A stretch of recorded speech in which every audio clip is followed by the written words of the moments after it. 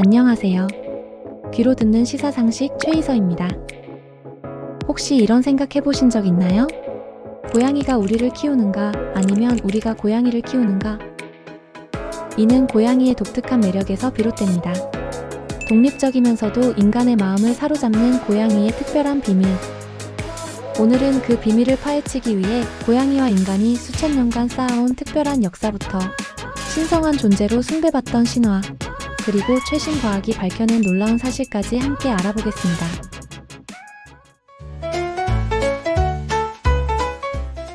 일부 신이 된 동물, 고양이의 역사. 이서, 강아지는 늑대에서 길들여졌다고 하잖아? 근데 고양이도 늑대처럼 길들여진 거야? 고양이와 인간의 첫 만남은 약 9,000년 전 인류가 막 농사를 짓기 시작한 신석기 시대로 거슬러 올라갑니다. 사람들이 곡식을 창고에 저장하기 시작하자 자연스럽게 쥐가 들끓었죠. 바로 이때 우리의 주인공인 야생 고양이가 등장해요.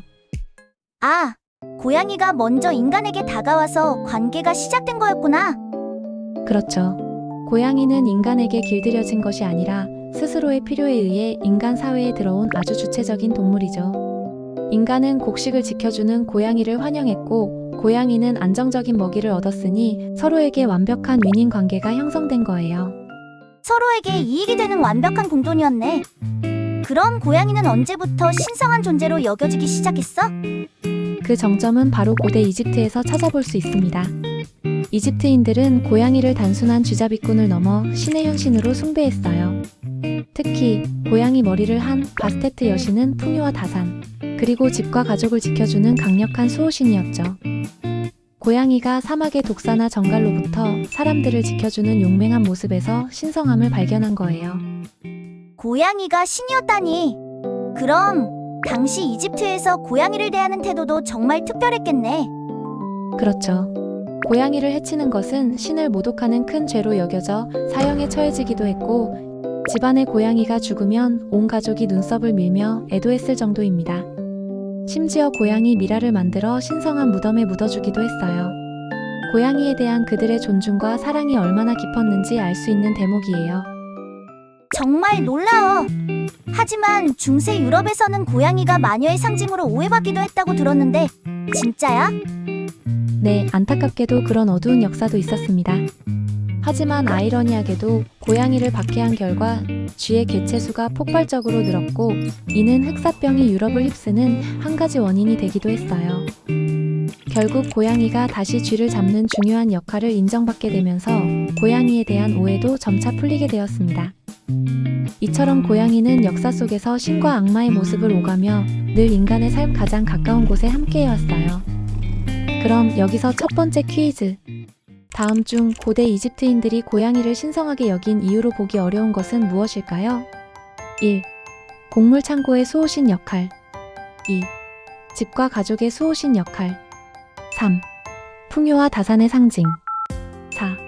죽은 영혼의 인도자 역할. 정답은 바로 4번 죽은 영혼의 인도자 역할입니다. 고대 이집트에서 죽은 자의 영혼을 사후세계로 인도하는 신은 자칼의 머리를 한 아누비스였습니다. 고양이는 풍요와 다산, 그리고 살아있는 사람들을 위험으로부터 지켜주는 현세의 수호신으로서 숭배받았으니 사후세계의 안내자 역할과는 직접적인 관련이 적은 거죠. 2부 고양이의 숨겨진 능력, 과학이 밝혀낸 비밀. 이서, 고양이가 인간을 선택했다고 했잖아. 그럼 고양이는 진짜로 인간을 어떻게 생각하는지 과학적으로도 밝혀진 게 있어? 있습니다. 고양이의 과학적 능력은 우리가 상상하는 것 이상이니까요. 고양이의 가장 특별한 점은 바로 우리와는 완전히 다른 감각 세계를 가졌다는 겁니다. 예를 들어 고양이는 쥐가 내는 초음파 소리를 들을 수 있는데, 이는 쥐가 수미터 떨어진 곳에서 내는 미세한 발소리까지 정확히 포착하는 능력이기도 해요. 게다가 고양이 귀에는 32개의 근육이 있어서 소리가 나는 방향으로 귀를 자유자재로 움직이며 소리를 집중해서 들을 수 있습니다. 우와, 초음파까지 들을 수 있다니. 우리랑 아예 다른 세상에서 사는 것 같네. 네, 그렇죠. 그리고 시각도 그래요. 고양이의 눈에는 어둠 속 빛을 증폭시키는 타페툼 루시덤이라는 특별한 반사층이 있어서 인간보다 야간에 6배 이상 더 잘 볼 수 있어요. 반면 색깔은 인간처럼 다양하게 구분하지는 못합니다. 그리고 한 가지 더 신기한 사실은 고양이의 울음소리인 야옹이에요. 야옹 소리는 당연히 하는 거 아닌가? 거기에 무슨 비밀이 있어? 고양이의 야옹 소리는 생각보다 훨씬 더 특별한 비밀을 담고 있습니다. 고양이들은 다른 고양이에게는 거의 야옹 소리를 내지 않는다는 사실 알고 계셨나요? 야옹 소리는 오직 인간과의 소통을 위해 발달시킨 아주 특별한 언어인 셈이에요. 그리고 야옹 소리만큼이나 흥미로운 게 하나 더 있습니다. 바로 행복할 때 내는 그릉그릉 소리예요. 이 소리는 고양이 자신은 물론 옆에 있는 인간에게도 심리적 안정과 치유 효과를 준다는 연구도 있어요. 진짜 신기하다. 우리한테 맞춰주려고 자기만의 언어를 만들고 옆에 있는 것만으로도 치료가 된다니. 그리고 고양이를 쓰다듬는 행위 자체가 인간의 스트레스 호르몬인 코르티솔 수치를 낮춰준다는 연구 결과도 있어요. 고양이와 인간의 관계는 단순히 길들인 관계를 넘어 서로의 건강과 행복에 긍정적인 영향을 주는 특별한 관계인 거죠. 자, 그럼 두 번째 퀴즈. 다음 중 고양이의 능력에 대한 설명으로 틀린 것은? 1.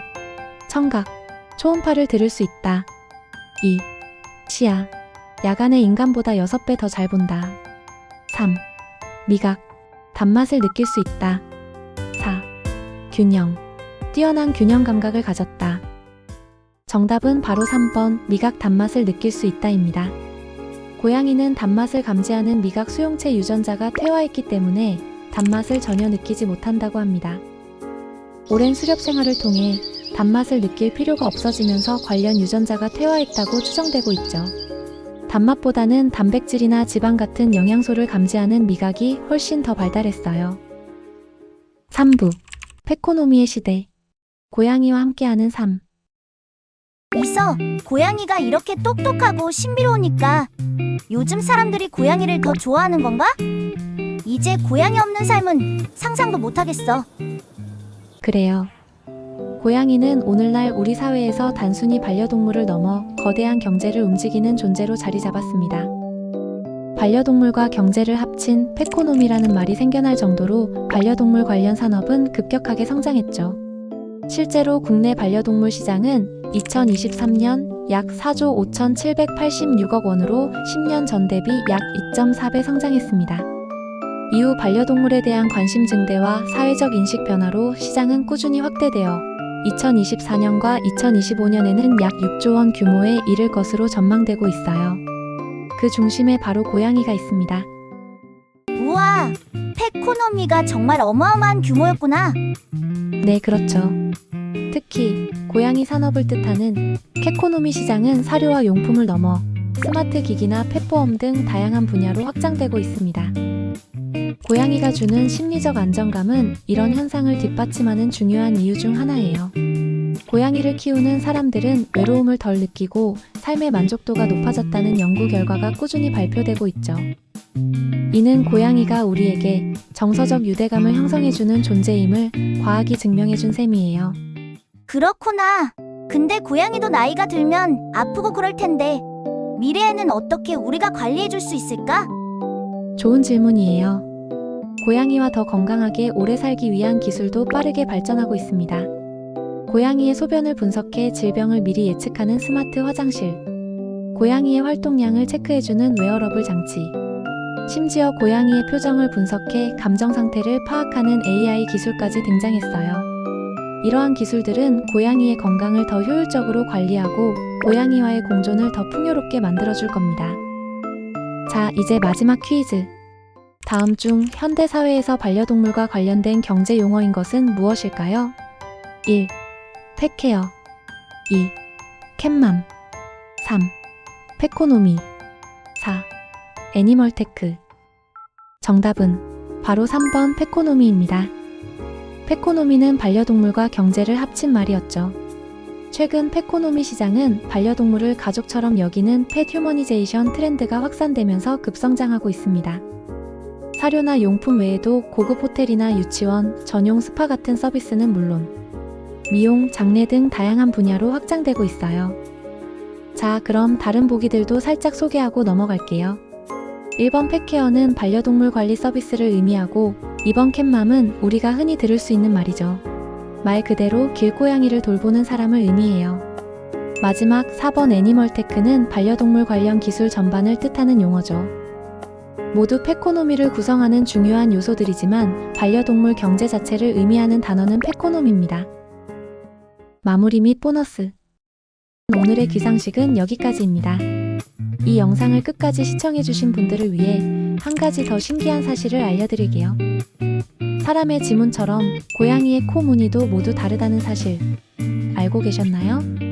이는 코에 있는 미세한 피부 주름과 돌기의 패턴이 모두 다르기 때문입니다. 이처럼 고양이는 알면 알수록 더 신비로운 존재죠. 이번 영상을 흥미롭게 보셨다면 앞으로의 더 많은 귀상식을 놓치지 않도록 채널 구독과 좋아요 부탁드립니다. 다음 시간에는 고양이와 함께 우리 삶에 깊숙이 들어온 개에 대한 흥미로운 이야기로 돌아오겠습니다. 지금까지 오늘의 귀상식이었습니다.